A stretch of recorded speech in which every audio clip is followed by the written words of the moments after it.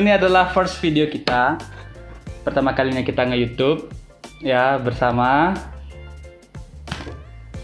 nama Anda Indra dan Rahma. So jadi di video pertama kita ini kita punya 4 chapter dan 1 kesimpulan. Oke, chapter pertama. Chapter pertama itu adalah How We Met. Ini kayaknya aku aja bisa jelasin ya. Silakan.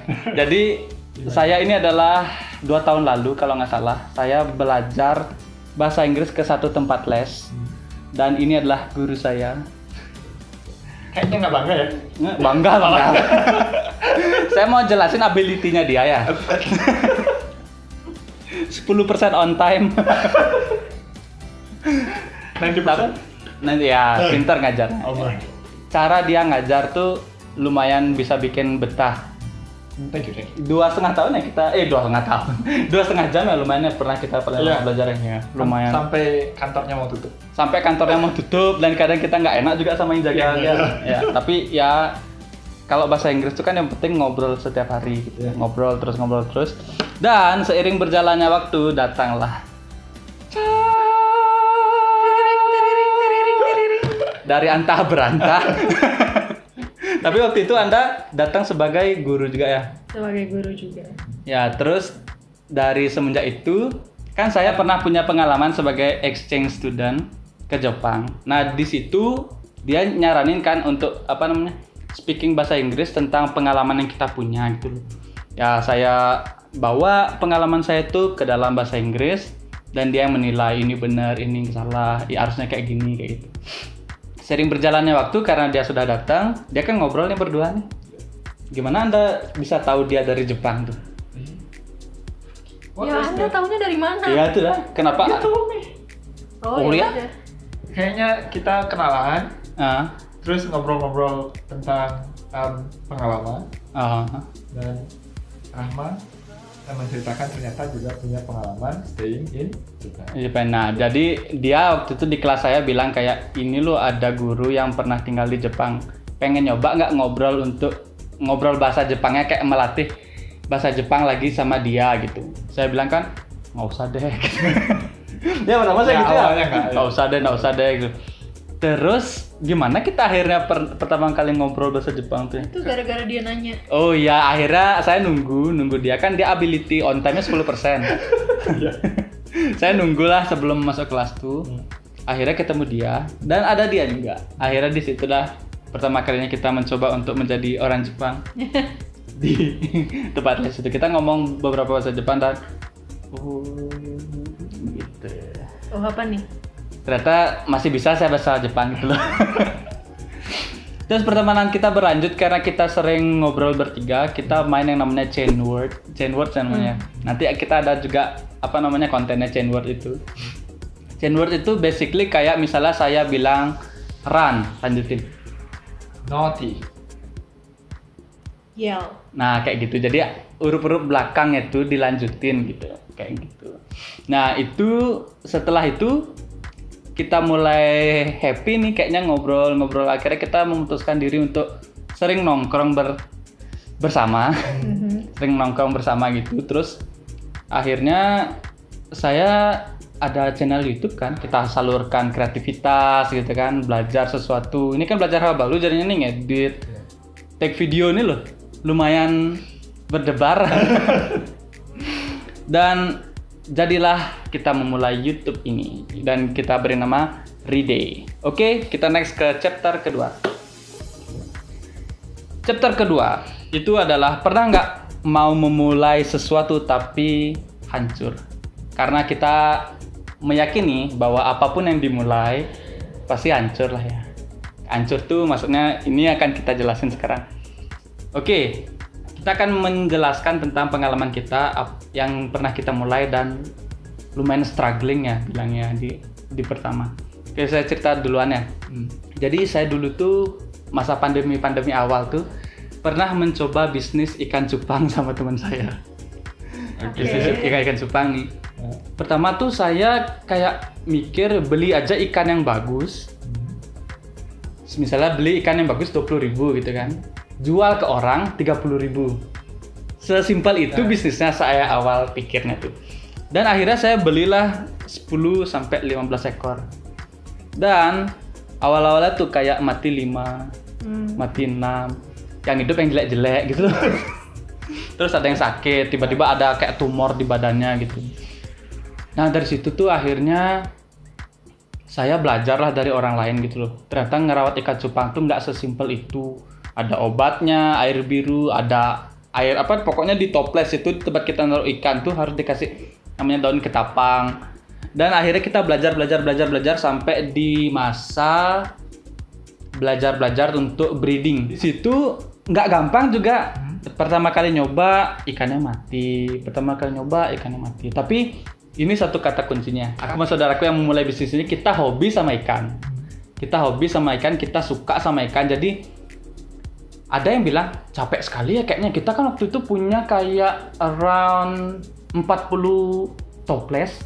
Dan itu airnya harus diganti seminggu sekali gitu loh. Lumayan melelahkan ya, lo ganti 40 air toples tuh. Itu harus di toples beda-beda, satu ikan iya, satu ikan satu toples tuh. Cuplang nggak bisa.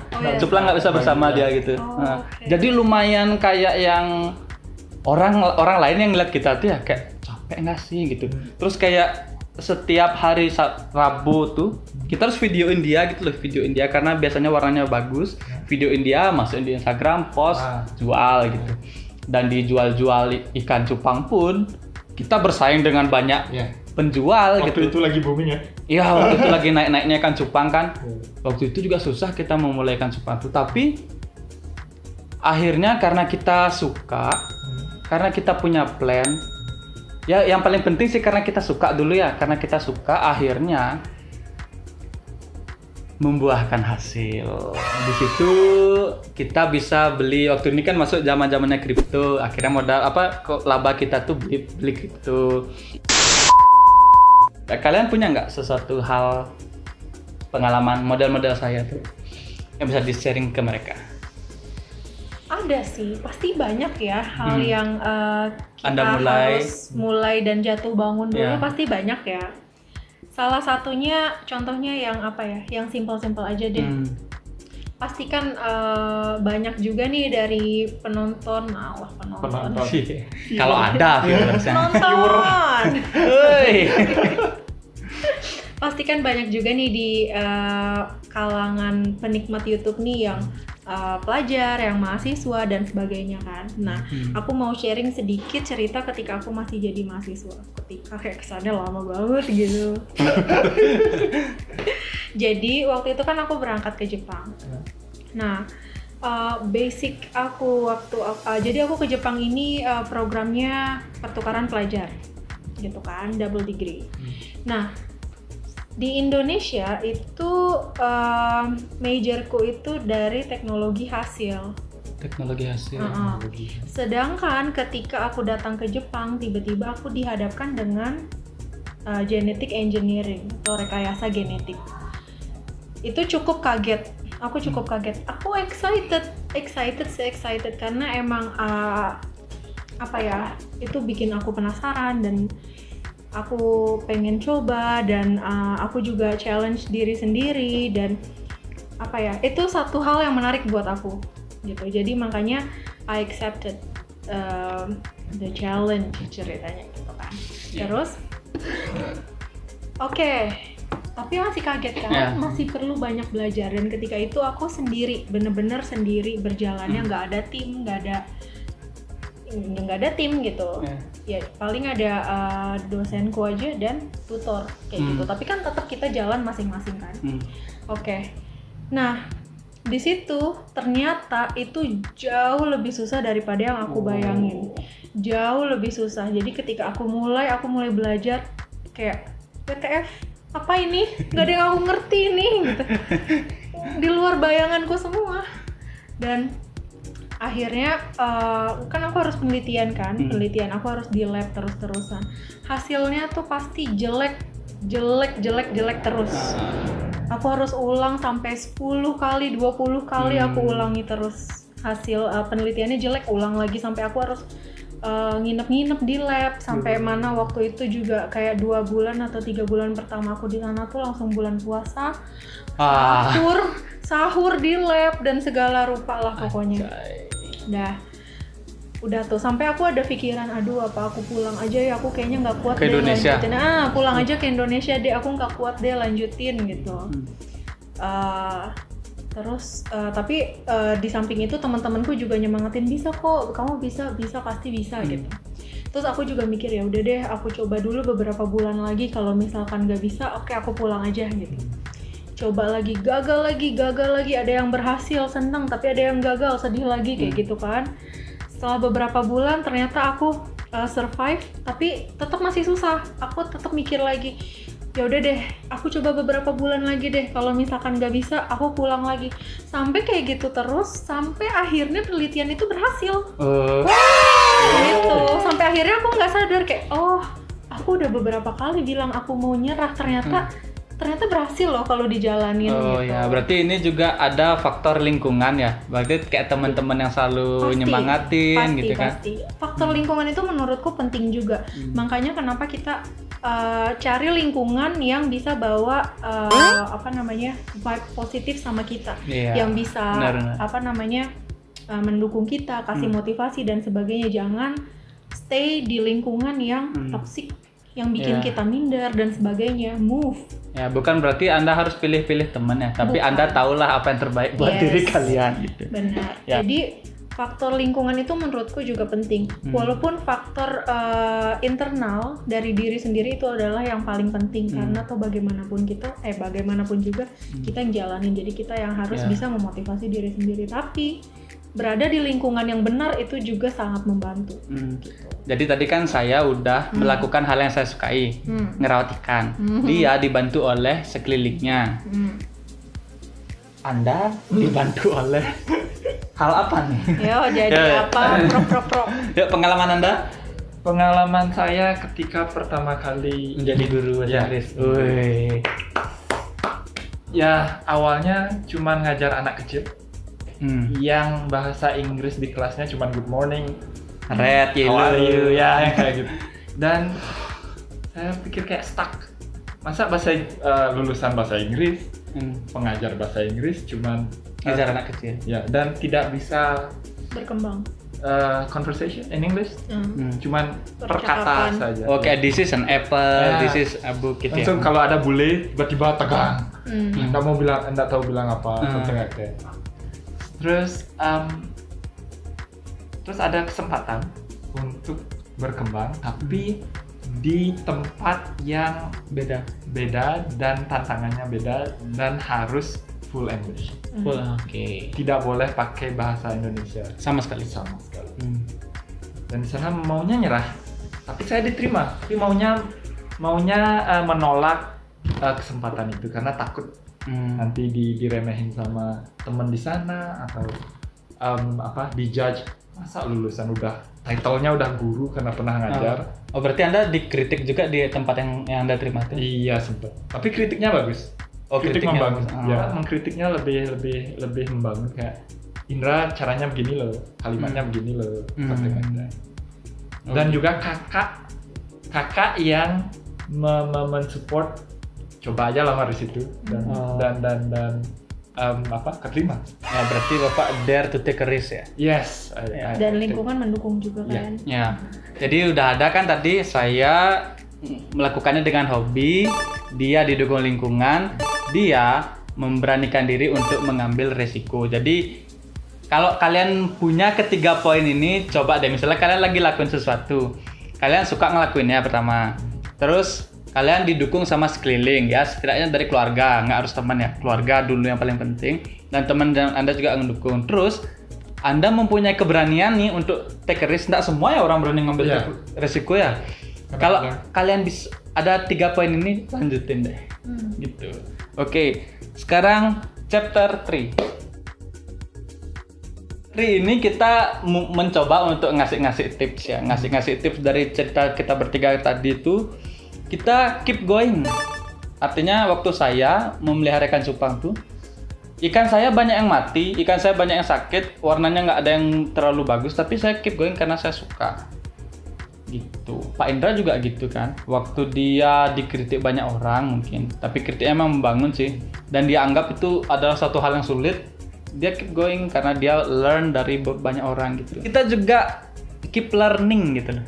Jadi saya walaupun ikan saya gagal, saya tuh nggak malu tuh untuk datang-datang ke kita. Kalau di percupangan duniawi ya, percupangan duniawi itu kita bilang yang senior tuh kayak suhu gitu loh. Kita datang ke orang ini, bawalah gorengan atau bawalah minuman gitu. Kita sharing-sharing sama dia, belajar, serap ilmunya, coba kayak gitu. Berarti pernah punya mentok gitu orang asing? Oh iya, yang lebih tahu tentang Jepang. Ya, karena kita juga masuk dalam organisasi ikan cupang. Ada organisasi kan? Ada organisasi. Buset. Ada. Oke. Jadi nggak malu untuk belajar sama yang waktu ini saya belajar tuh ya, anaknya tuh lebih muda dari saya jauh. Jadi saya udah kerja, anaknya tuh baru masuk SMA. Saya belajar dari dia tentang merawat ikan cupang. Thank you ya. Habis itu nggak nganggap kritik adalah sebuah yang menyakitkan gitu loh. Jadi kita nggak boleh terlalu gampang sensitif jadi orangnya. Baru dibilang misalnya Pak Endra tadi ngajar, kok gitu sih cara mau ngajar, kok gini sih ngajar. Dengerin aja gitu loh, dengerin, introspeksi diri gitu. Oke, tadi udah chapter ketiga, sekarang kita masuk ke chapter keempat. Jadi chapter keempat nih, siapa sih yang kita look up gitu loh, ngerti gak?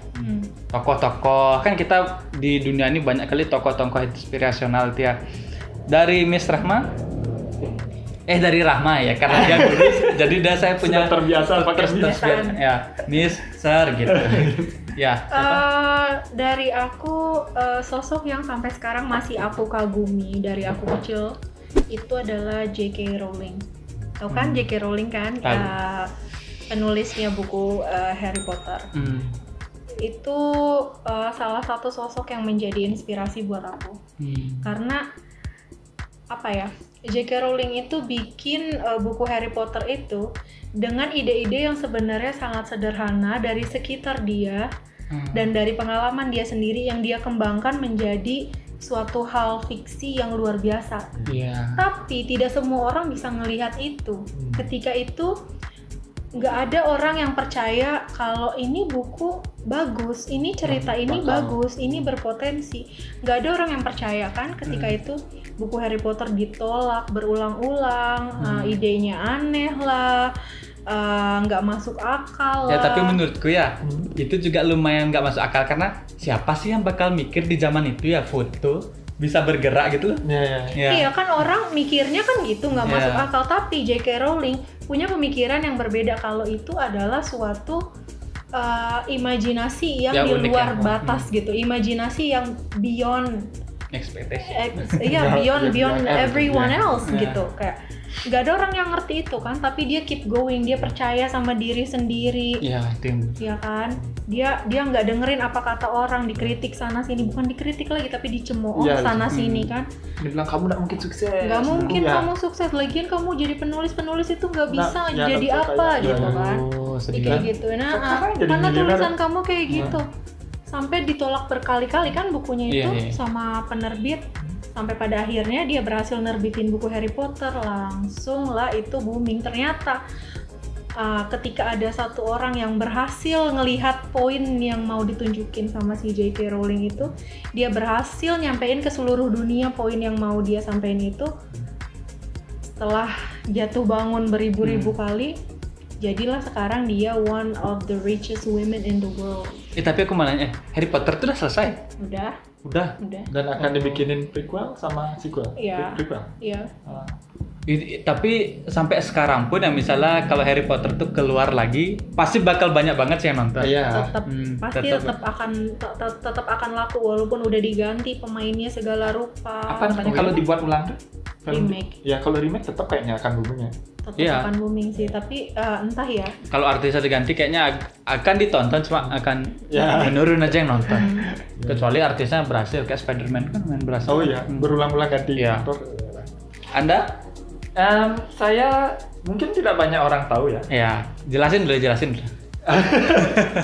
Karena ini pemain bola dan Di Real Madrid. Real Madrid menang Ballon d'Or 2018. 2018 ya? Iya, ketika Messi sama Ronaldo Lagi sedang merajai dunia. lagi kejar-kejaran lah Ballon d'Or-nya dia. Tiba-tiba langsung ada satu orang ini. Bisa nebak siapa? Saya sendiri. Wah, penggemar harusnya bisa nebak. Luka Modric. Iya. Luka Modric. Ya. Bagi yang nggak tahu Ballon d'Or, Anda bisa menjelaskan Ballon d'Or itu? Ballon d'Or itu adalah award penghargaan buat pemain terbaik dunia. Simpelnya seperti itu. Iya. Oh, kirain Dior Bag. Itu. Tulisannya tuh D, atas OR gitu ya? Oh, iya. Iya, kalau nggak salah gitu. Ya. Kirain Christian Dior. Merek ya? Ya. Gini, dia asalnya dari Kroasia. Kroasia. Awalnya di Liga Inggris, di Tottenham Hotspur. Terus dilihat sama scoutnya Real Madrid dan dibelilah, dan ketika itu dibilang pembelian terburuk. Oh iya ya. Ya. Dan banyak orang menjudge bahwa dia tidak akan berkembang di klub sebesar Real Madrid. Karena for your information ya, sebelum Modric datang itu Real Madrid itu sudah pernah punya Ozil. Ya. Dan sebelumnya lagi tuh sudah punya Zidane, Kakak. Dan pemain-pemain sekelas itu akhirnya ada nih si kecil yang si antah barata. Ya bisa lah disebut antah barata waktu itu ya. Sekarang Ballon d'Or nomor 10-nya Madrid. Udah Ballon d'Or 1. Nomor 10-nya Madrid siapa? Oh iya dia sekarang ya. Ya, dan sukses. Dan sampai umur sekarang 36 tahun masih jadi tulang punggungnya Real Madrid. Ya, jadi kalau nggak ada Modric di tim utama tuh ya kayak Real Madrid tuh kayak kehilangan rohnya, bisa dibilang gitu. Kroasia juga. Ya. Itu rohnya Kroasia. Aku juga kehilangan roh. Ya jadi gitu. Jadi kayak dia ditemukan dari Tottenham pindah ke Real Madrid dengan ekspektasi yang sangat besar. Pokoknya siapapun yang masuk Real Madrid tuh pasti kayak ekspektasinya bakal gede. Dan dia bisa menjawab. Waktu itu emang benar kata Pak Indra, balapan Ballon d'Or nih antara Messi Ronaldo. Orang sampai bisa mikir tahun depan pasti Messi lah, tahun depan pasti Ronaldo lagi. Ya. Dan tiba-tiba Luka Modric 2018. Wah, saya lari-lari. Woi, semua enggak sih. Cuman saya teks teman yang nggak percaya sama Kroasia dan bro, Ballon d'Or siapa itu. Jadi salah satu tokoh yang saya look up itu adalah Colonel Sanders. Ya kalian sudah tahu lah ceritanya Colonel Sanders tuh, kayak dia kan yang punya KFC. Itu yang patungnya biasanya ada. Iya, yang ada patungnya di KFC tuh. Siapa yang belum pernah makan KFC? Nggak mungkin lah ya, kan nggak mungkin ada yang nggak tahu gitu loh. Dan Colonel Sanders tuh secara singkatnya dia itu kan punya menu ayam goreng. Dan dia juga sempat promosi ayamnya ke banyak tempat dan banyak ditolak. Ya ini sebenarnya ceritanya sudah umum dan kalian juga ya udah pasti tahu. Dan di dirinya dia tuh yang saya lihat adalah dia nggak mudah nyerah, dia nggak berhenti belajar, dia tetap melakukan karena dia suka. Ya itu sih yang akhirnya menjadikan saya memulai YouTube ini. Kayaknya saya harus ngelihat dia.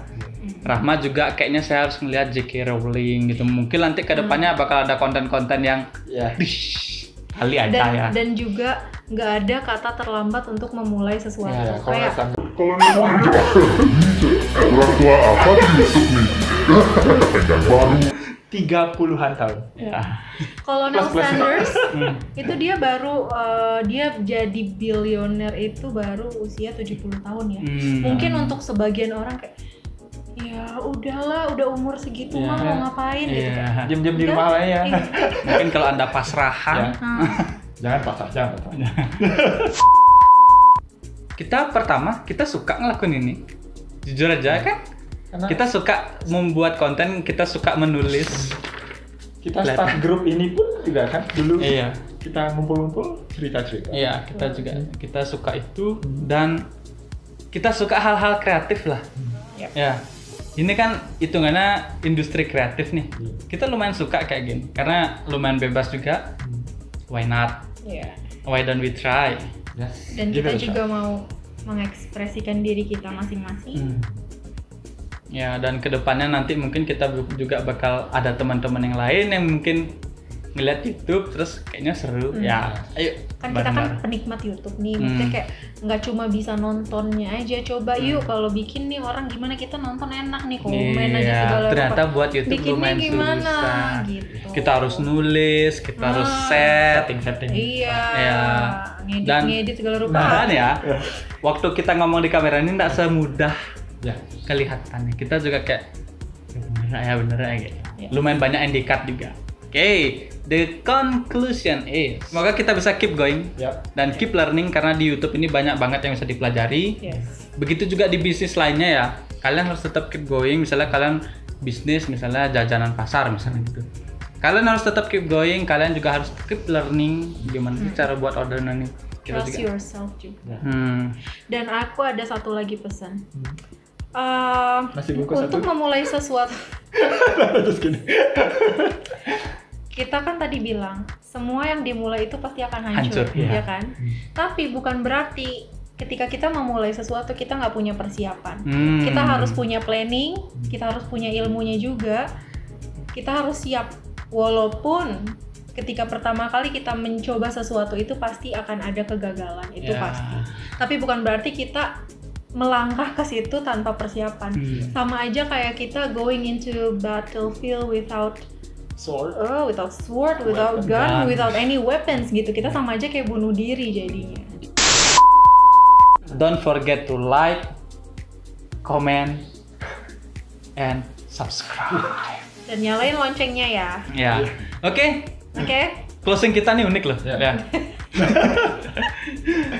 Kata-kata terakhir. Dadah. Terakhir. Terakhir. Terakhir.